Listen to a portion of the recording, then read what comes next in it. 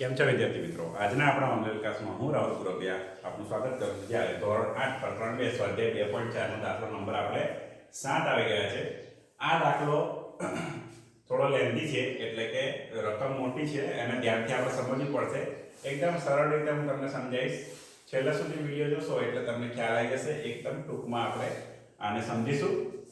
હવે રકમ છે, આપણે એને ફટાફટ વાંચીએ અને સમજી લઈએ કે શું અંદર કહેવા માંગે છે.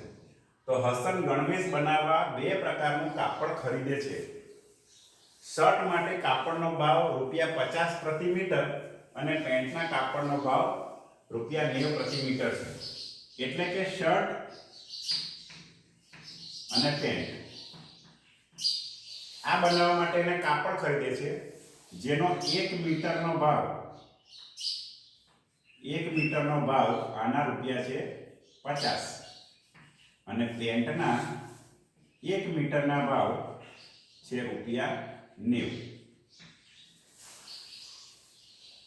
તો આ રીતે આગળ વાંચીએ તો શર્ટના પ્રત્યેક 3 મીટર કાપડ માટે પેન્ટનું 2 મીટર કાપડ ખરીદે છે.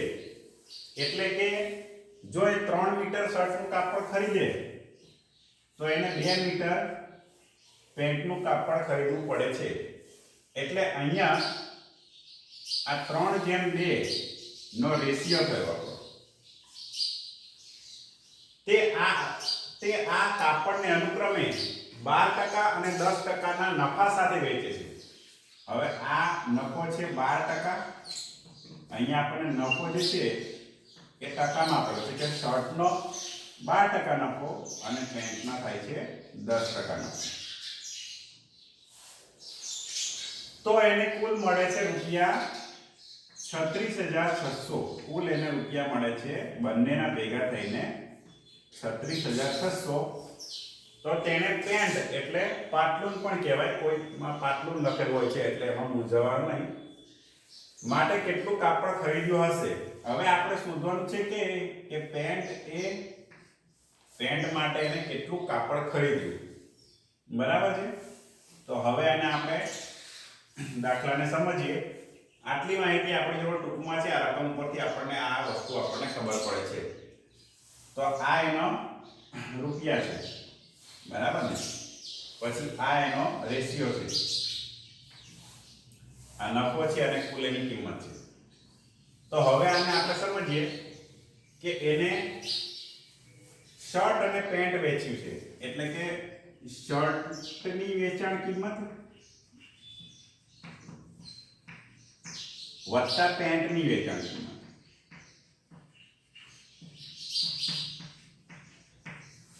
શર્ટની વેચાણ કિંમત અને પેન્ટની વેચાણ કિંમત બંનેનો સરવાળો થઈને એને 36,600 રૂપિયા મળે છે, જે આપણને રકમમાં આપેલું છે. હવે શર્ટની વેચાણ કિંમત આપણે શોધવાની હોય તો શર્ટની વેચાણ કિંમત શોધવા માટે એની જે પડતર કિંમત હોય, એટલે કે એને ટૂંકમાં કહેવાય પકી પડતર કિંમત. એટલે કે એને કેટલા રૂપિયામાં એ વસ્તુ મળી છે અને વત્તા એને કેટલો નફો થયો એ શોધવું પડે.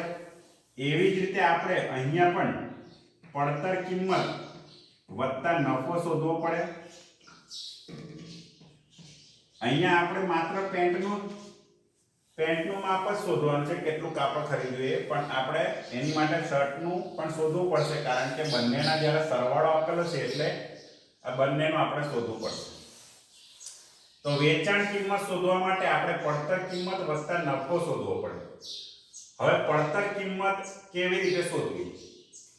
તો અહીંયા રેશિયો આપેલો છે, જે એનો આપણે ઉપયોગ કરીશું કે 3:2 નો રેશિયો છે. ઘણામાં આપણને રેશિયો જોવા મળે છે અને આપણે ગુણોત્તર પણ કહીએ છીએ. અહીંયા રેશિયોને ગુણોત્તર, બરાબર? આ શબ્દ તમને યાદ હશે, ગુણોત્તર.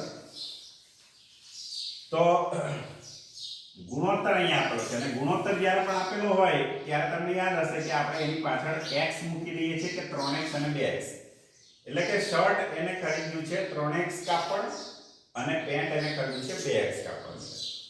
તો હવે અહીંયા ભાવ પ્રમાણે આપણે એની કિંમત કરીએ, એટલે કે એની પડતર કિંમત શોધીએ કે કેટલા થાય. તો 1 મીટરના જો રૂપિયા એને 50 આપવા પડતા હોય શર્ટના, તો એને ખરીદ્યું છે 3x મીટર કાપડ, જે અહીંયા આપણને ગુણોત્તર ઉપર ખબર પડે. તો 3x માટે કેટલા, આ ત્રિરાશિ વાળી રીત તમને યાદ હશે કે 1 મીટરના 50 રૂપિયા, તો 3x મીટરના કેટલા રૂપિયા. તો અહીંયા 3x નો ગુણાકાર 50 સાથે અને છેદમાં 1 આવી જશે, જે અહીંયા પહેલા છે એ. આ બે રકમનો ગુણાકાર થાય ત્રિરાશિની રીતમાં, તમને ખબર હશે. આ બંનેનો ગુણાકાર કરતા આપણને 150x મળે છે. એટલે આટલું એને શું કર્યું, પડતર કિંમત મળી. એને આ એની પડતર કિંમત છે પકી. એક નીચે છે તો ગુણાઈ જશે, એને લખવાની જરૂર નથી. એવી જ રીતે આપણે હવે અહીંયા નફો પણ શોધવાનો છે કે આનો નફો કેટલો થયો.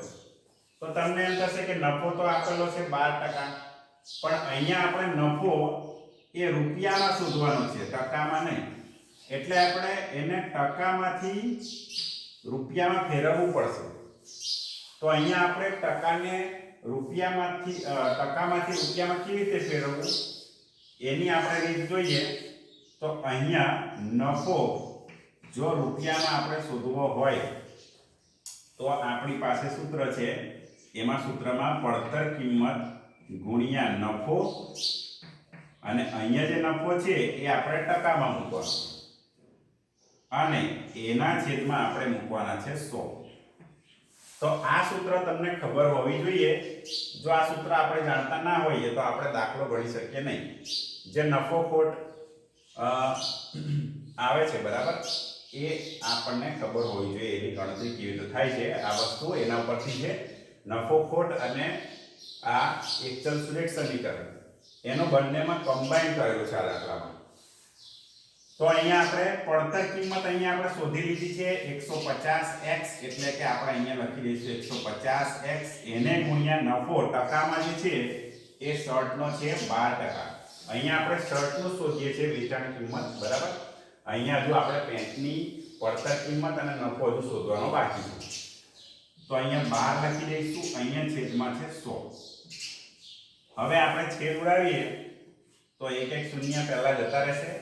15x ગુણ્યા 12 ગુણાકાર આપણે કોઈની પણ સાથે સામે સામે જ કરી શકીએ છીએ. સરવાળામાં આપણે લસા લેવો પડે છે, પણ અહીંયા ગુણાકારમાં સીધો ગુણાકાર થઈ જશે. એટલે 15 ગુણ્યા તમે 12 કરશો તો તમને મળશે 180x.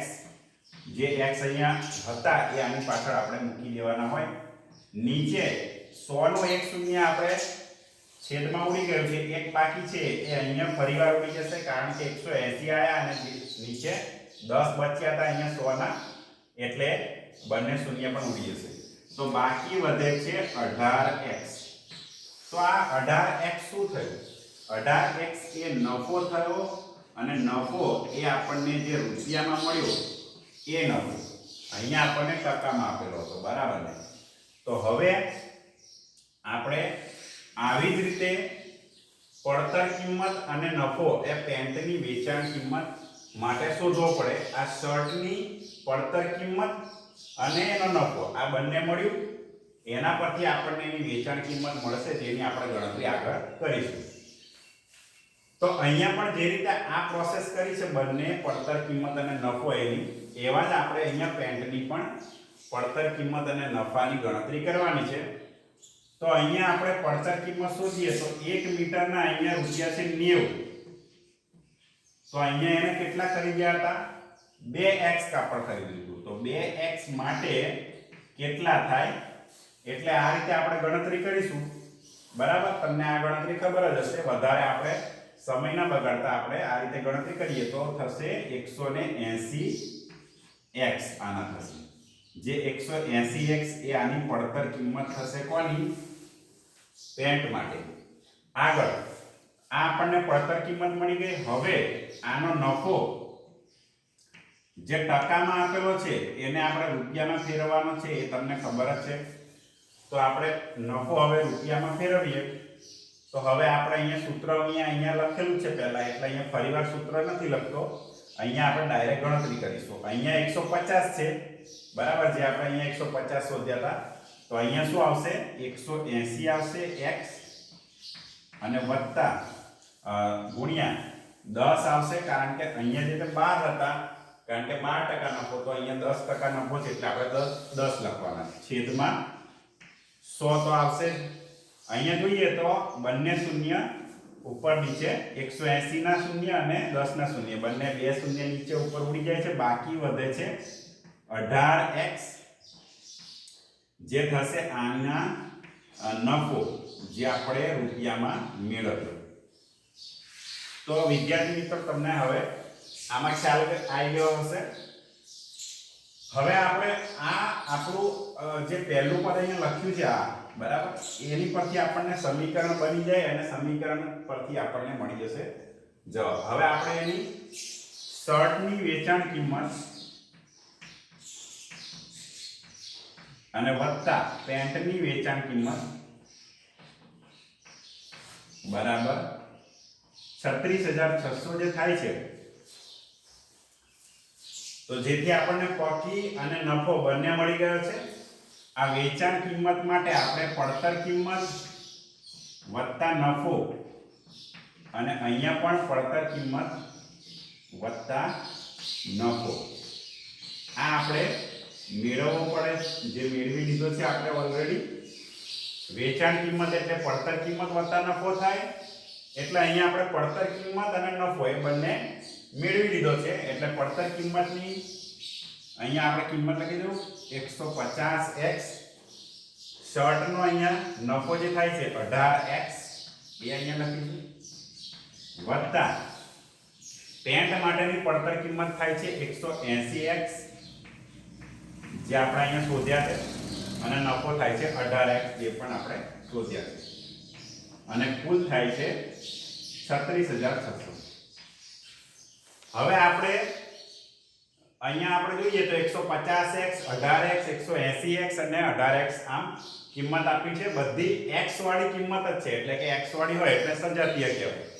તો સજાતીયનો સરવાળો, બધાનો સરવાળો જ કરવાનો છે. આપણે ટોટલ સરવાળો કરીએ તો સરવાળો આપણને મળે છે 366x, અને એની સામે આ 36,600 છે.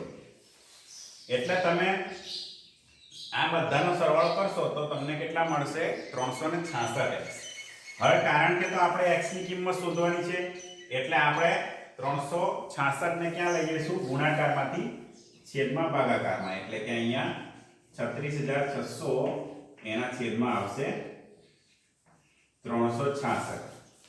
હવે તમે જુઓ કે 366 છે અને અહીંયા બે શૂન્ય ના હોય તો 366 જ કહે, એટલે 366 એકા 366 થાય, અને આ બે શૂન્ય એકની પાછળ લાગે એટલે કે 100 એ આપણી x ની કિંમત મળે છે. તો આ x ની કિંમત આપણને મળી ગઈ. એના ઉપરથી આપણને આપણો જવાબ મળશે, એટલે કે પેન્ટ અથવા પાટલુન માટે કેટલું કાપડ ખરીદ્યું હશે. બરાબર. તો અહીંયા પેન્ટ માટે એને 2x કાપડ ખરીદ્યું હતું, જે આપણને અહીંયા ગુણોત્તરમાં આપેલું હતું. તો એને આપણે અહીંયા લખીએ કે પેન્ટનું ખરીદેલું કાપડ કેટલું થાય? 2x, જેમાં આપણે x ની કિંમત શોધી લીધી હોવાથી કિંમત મૂકીએ તો 2 ગુણ્યા 100 કૌંસમાં લખીએ અથવા ગુણાકારની નિશાની કરીએ, ગમે તે કરીએ તો થશે 200, અને 200 મીટરમાં છે, કારણ કે અહીંયા આપણને મીટરમાં જ આપેલું છે. બરાબર, એનો જે કિંમત છે એટલે આ 200 મીટર એ આપણને પેન્ટનું કેટલું કાપડ ખરીદ્યું એનો આપણને માપ મળે છે, અને જે આપણને અહીંયા જવાબમાં માંગ્યું છે કે પેન્ટ માટે કેટલું કાપડ ખરીદ્યું હશે. તો અહીંયા આ દાખલો આપણો આ રીતે થાય છે. અહીંયા જે લખવાની મેથડ છે એ થોડી અલગ છે. બરાબર, તમે સ્ટેપ બાય સ્ટેપ લખશો તો તમને વધારે યોગ્ય લાગશે. અહીંયા આપણે માત્ર દાખલો સમજવા માટે આ રીતે લખ્યું છે. તમે ક્રમશઃ યોગ્ય રીતે લખશો તો એ સારું લાગશે. તો તમને ખ્યાલ આવી ગયો હશે. બરાબર છે. અહીંયા શર્ટની વેચાણ કિંમત, પેન્ટની વેચાણ કિંમત, આ વેચાણ કિંમતો શોધવા માટે આપણે પડતર કિંમત અને નફો, અને પેન્ટમાં પણ પડતર કિંમત અને નફો શોધવાનો થતો હતો. તો એ આપણે પડતર કિંમત આપણે શોધી નાખી, જે આપણને આ જે ભાવ આપ્યા હતા 1 મીટરના એના પરથી આપણને મળી. અને આપણે નફો આપેલો હતો ટકામાં, બરાબર, તો ટકામાંથી આપણે એને શું રૂપિયામાં ફેરવવા પડ્યા, એ કર્યું. એવી જ રીતે આપણે પેન્ટમાં પણ એ જ પ્રોસેસ ફરીવાર કરી અને પડતર કિંમત અને નફો જ્યારે મળી જાય છે પેન્ટ અને શર્ટ માટે, બરાબર, તો એ કિંમતો આપણે અહીંયાથી 150x, 18x, 180x આ બધી કિંમતો આપણે અહીંયા મૂકી છે, બરાબર, કારણ કે એ વેચાણ કિંમતમાં જ આવે એટલા માટે બધાનો સરવાળો થયો અને આ રીતે આપણે ગણતરી કરીએ. તમે સમજી ગયા હશે. જો કોઈ આમાં તમને પ્રશ્ન હોય તો તમે કોમેન્ટ કરો અને કેવો લાગ્યો તમને વિડીયો એ પણ જણાવો.